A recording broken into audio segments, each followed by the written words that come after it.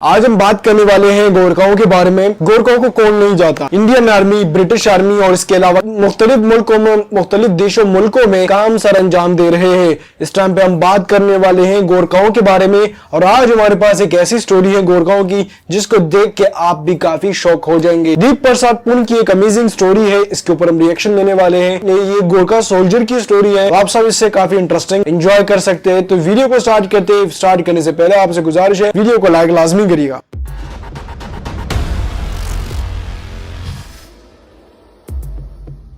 नमस्कार दोस्तों, गोरखा जिनसे मौत भी डरती है और कहा जाता है कि एक गोरखाली 100 पर भारी पड़ता है और इसी का प्रूफ देता है एक नेपाली गोरखा। यूं तो गोरखास की दुनिया भर में बहादुरी की बहुत सारी मिसालें हैं, पर कुछ तो बिल्कुल चौंका देने वाली हैं और बिल्कुल इम्पॉसिबल सी लगती है, लेकिन फिर भी ये 100% सच है। आज भारत में अग्निवीर जैसी स्कीम्स लाई गई है जिसमें 4 साल के लिए सिर्फ सर्विंग दे सकते हैं आर्मी में, जिसके चलते कोई भी नेपाली गोरखा जाना नहीं चाहता इंडियन आर्मी की गोरखा बटालियन में। और शायद गोरखास की ये बहादुरी की दास्तां सुनकर मूड बदल जाए। आज से पहले तक भारत में गोरखास ने बहुत सारी जंगों में बहुत कारनामे कर दिखाए और अब गोरखास का इसमें इंटरेस्ट खत्म होना कहीं ना कहीं भारत के लिए मुश्किल पैदा कर रहा है, क्योंकि कोई बहादुरी का दूसरा नाम हो सकता है तो वो गोरखास ही है। और आज के चर्चा का एपिसोड नेपाल के ही रहने वाले गोरखा का है, जो कि वेस्टर्न नेपाल के बीमा गांव में रहते हैं, लेकिन अब वो इंग्लैंड के एस्पोर्ट कैंट में रहते हैं और इनको वहां पर बुलाया जाता है रैम्बो गोरखा के नाम से। और ऐसा क्यों है ये आपको इनकी स्टोरी से पता चलेगा, क्योंकि उन्होंने कुछ ऐसा कर ही दिखाया कि उनका नाम रैम्बो गोरखा रखा गया। दूसरी रैम्बो गोरखा ब्रिटेन के गोरखा राइफल्स के एक्टिंग सार्जेंट थे और ये अपनी सर्विस अफगानिस्तान के एक प्रोविंस हेल्मंड प्रोविंस में दे रहे थे, और जहां पर वो अपनी यूनिट के 2 मंजिला कंपाउंड यानी कि एक आर्मी बेस में थे जो कि बाबा नाम की जगह पर था। फिर 17 सितंबर 2010 की रात उनकी आर्मी बेस में जितने भी सैनिक थे वो पेट्रोल करने निकलते हैं और आर्मी कंपाउंड और बेस में सिर्फ रखा जाता है रैम्बो गोरखा को और उनके साथ 3 और लोगों को जो कि इस कंपाउंड की सुरक्षा के लिए थे, और बाकी आर्मी मैन निकल गए थे पेट्रोलिंग करने कमांडर के साथ। तभी उनको कुछ टिकलिंग सी आवाज सुनाई दी, कुछ खोदने की जैसी। पहले उनको लगा कि कोई मवेशी या फिर कोई जानवर होगा जो कि ऐसी हलचल कर रहा होगा, लेकिन उस चीज की पड़ताल पूरी रैम्बो गोरखा ने की और जैसे ही वो वहां पर पहुंचे तो उनको कुछ गतिविधि दिखी। तभी वहां दिखे 2 आदमी जो कि जमीन में गड्ढा खोद रहे थे और वो असल में आईईडी बॉम्ब प्लांट कर रहे थे चेक गेट के पास। जैसे ही रैम्बो गोरखा ने उन दोनों को देखा, देखते ही देखते वहां पर और सारे तालिबानी आने लगे।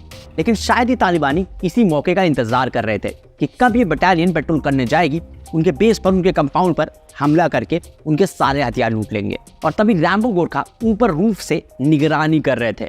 उन्होंने तुरंत अपने कमांडिंग लीडर को कांटेक्ट किया, उन्होंने बताया कि ऐसी सिचुएशन है और अकेले ही लग गए अपनी पोस्ट, अपनी कंपाउंड को बचाने के लिए। वो समझ गए कि सिचुएशन अब वर्स्ट होने वाली है और वो फुल प्लानिंग के साथ यही करने आए थे, लेकिन सामने एक गोरखा था। रैम्बो गोरखा पुल ने तभी अपनी पोजीशन ली और रूफ पर चले गए जहां पर कई सारे तालिबानी उस कंपाउंड को और उस पोस्ट को घेर के रखे थे।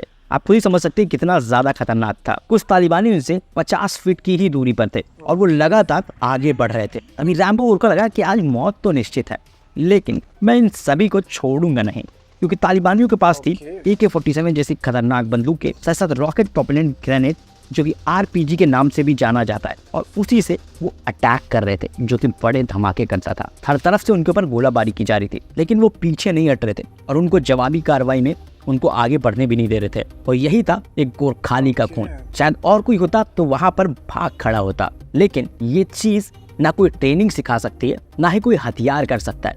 ये अंदर से ही आने वाला वो जुनून है, वो निडरता है जो कि गोरखास में पाई जाती है। फिर उन्होंने देखा तालिबानियों का एक झुंड उनकी ओर बढ़ रहा था। तभी उन्होंने मशीन गन उठाई और तालिबानियों को भूनना शुरू किया।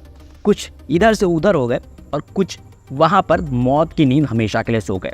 रैम्बो गोरखा कभी इधर से आतंकियों को मारते तो कभी उधर से। फिर उन्होंने देखा कि एक आतंकी छत पर चढ़ने की कोशिश कर रहा है। तब उन्होंने अपनी SA-80 राइफल निकाली और उसको शूट करने की कोशिश की, लेकिन हुआ पता नहीं क्या कि वो चली ही नहीं। या तो उसकी मैगजीन खत्म थी या तो वो जैम हो गई थी, और यहाँ पर हथियार ने भी धोखा दे दिया। आप सोच सकते हैं सिचुएशन कितनी खतरनाक थी।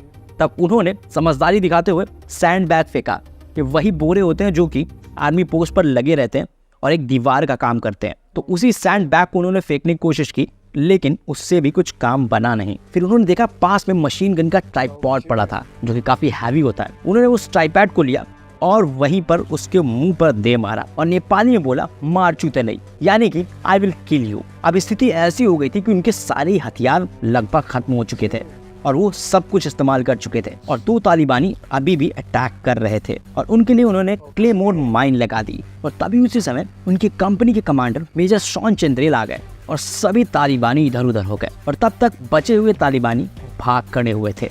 आपको बता दें कि ये मुठभेड़ करीबन 20 मिनट तक चली। 20 मिनट तक उन्होंने अपनी यूनिट की जगह को बचाए रखा और कई सारे तालिबानियों को भून के रख दिया और इनको लेकर कई सारे आर्टिकल भी छपे जहाँ पर लिखा था कि एक ऐसा गोरखाली जिसने 30 तालिबानियों को अकेले ही ढेर किया। और देखते ही देखते उनकी बहादुरी पूरी दुनिया में फेमस हो गई। आपको बता दें कि उन्होंने 250 मशीन गन के राउंड फायर किए, 180 SA-80 गन के राउंड फायर किए, साथ 6 phosphorus grenade, 6 normal grenade, 5 underslung grenade launch किए और 1 क्लेमाइन का यूज किया और इतने सारे तालिबानियों को ढेर कर दिया और 20 मिनट तक उन सभी से लड़ते रहे, जो कि शायद ही कोई और कर सके और ये नियर टू इम्पॉसिबल लगता है। आपको बता दें कि पुन ने इतनी बहादुरी का परिचय दिया, साथ साथ 3 और लोगों की जान भी बचाई जो कि इस समय पोस्ट में मौजूद थे।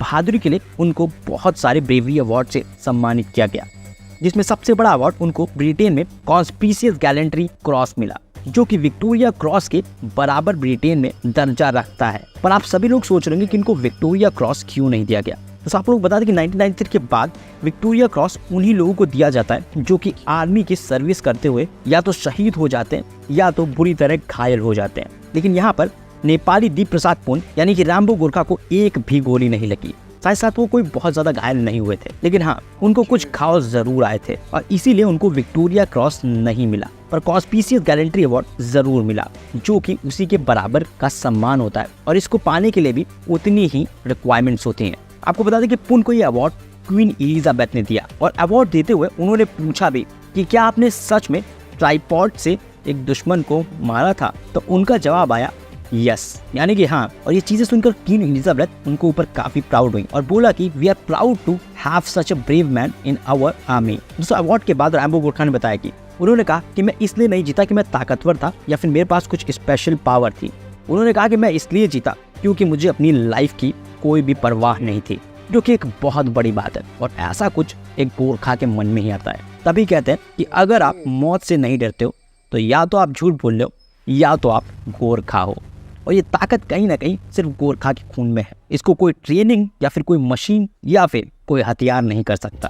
दोस्तों आपको पता है कि 2007 में भी दीप प्रसाद पुन ने अफगानिस्तान में लड़ाइयाँ लड़ी हैं, जो कि बटालियंस के साथ लड़ी हैं और उसमें उन्होंने करीबन 22 आतंकियों को एक ही दिन में मौत के घाट उतारा था, लेकिन वो उस समय अपनी यूनिट के साथ थे तो उसके लिए कोई अवार्ड नहीं मिलता।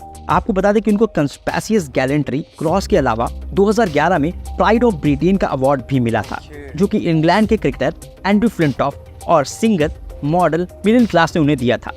और अगर कोई बहादुर गोरखा किसी आर्मी में हो तो दुश्मन का वैसे ही मनोबल नीचे हो जाता है। आज भारत में अग्निवीर जैसी योजना के चलते नेपाली गोरखा इंडियन आर्मी में नहीं रिक्रूट हो रहे हैं, जिससे कहीं ना कहीं असर भी पड़ रहा है। आपको क्या लगता है कि नेपाली गोरखा की भारत के आर्मी में ज्वाइन करना और अग्निवीर जैसी योजनाओं पर आपका क्या राय है? कमेंट बॉक्स में कमेंट करके जरूर बताइएगा, क्योंकि आपकी राय बहुत जरूरी है। तो उम्मीद है कि आप लोगों ने वीडियो देखी ली होगी। ये दीप प्रसाद पुन की एक अमेजिंग सी स्टोरी थी और इससे पहले भी मैं इसके ऊपर रिएक्शन दे चुका था। वो मुख्तलिफ कंट्रियों की वीडियोस थी जिसमें नेपाली भी थे और इंडियन भी थे। आज हमारे पास एक नई वीडियो थी जो कि इंडियन यूट्यूबर की थी, जिनकी वीडियोस को अक्सर हम देखते रहते हैं और आपके साथ शेयर करते हैं, क्योंकि इनकी रिपोर्टिंग जो है ना वो काफी अच्छी होती है, जिसकी वजह से हम इनके ऊपर रिएक्शन देते हैं। आज उन्होंने दीप प्रसाद पुन की स्टोरी बताई। देखिए दीप प्रसाद पुन वो थे जिन्होंने 17 तालिबानियों के साथ अकेले लड़ा और 17 तालिबानियों को घायल करके उनको मार गिराया। ये कहानी साल 2010 की थी, जब इनको ये मौका मिला कि वो अपना नाम रोशन करे, अपने गोरखाओं का नाम रोशन करे। देखिए आप सबको पता है कि गोरखा सबसे पहले नेपाल के अंदर जो है ना वो रहते हैं, वो एक आम लोग हैं,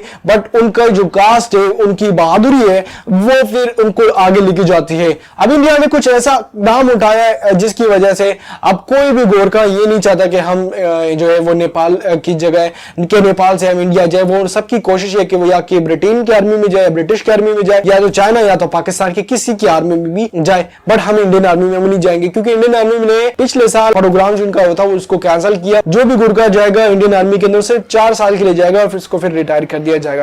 ये बहुत बेकार रूल इंडियन आर्मी ने लागू कर दिया है, जिसकी वजह से अब बहुत सारे गोरखा जो है वो इंडिया के बजाय अब दूसरे आर्मी में जाना चाहते हैं। वीडियो अगर इंटरेस्टिंग लगी है तो वीडियो को लाइक लाजमी करिएगा। ये थी दीप प्रसाद पुन की एक अमेजिंग सी स्टोरी। वीडियो अगर अच्छी लगी है तो वीडियो को लाइक लाजमी करें।